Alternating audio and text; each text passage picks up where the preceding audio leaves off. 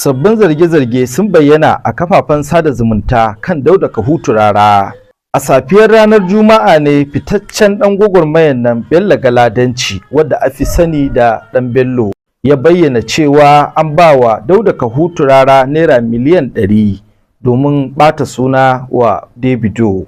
A wannan makon ne dai taɓurza ta ɓarke tsakanin Dauda Kahutu Rarara da fitaccen mawaƙin nan na kudancin Najeriya wato Davido. A wannan makon ne dai Davido ya haska wani faifayin bidiyo sanye da riga wanda yake ɗauke da yara 'yan makaranta. Sai dai Dauda Kahutu Rarara a wani bidiyo da ya wallafa a shafinsa na sada zumunta na Facebook ya yi tir tare da Allah wadai da wannan mataki da Davido ya yi na sanya hotuna na 'yan makaranta wanda ya nuna wa duniya. Al'umma da dama sun tofa albarkacin bakinsu tare da tsokaci kan wannan al'amari.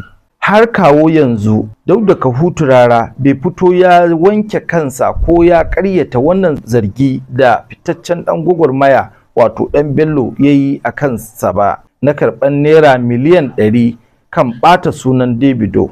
Menene ra'ayinku kan wannan zargi da Ɗan Bello ya yi wa fitaccen mawaƙin arewacin Najeriya?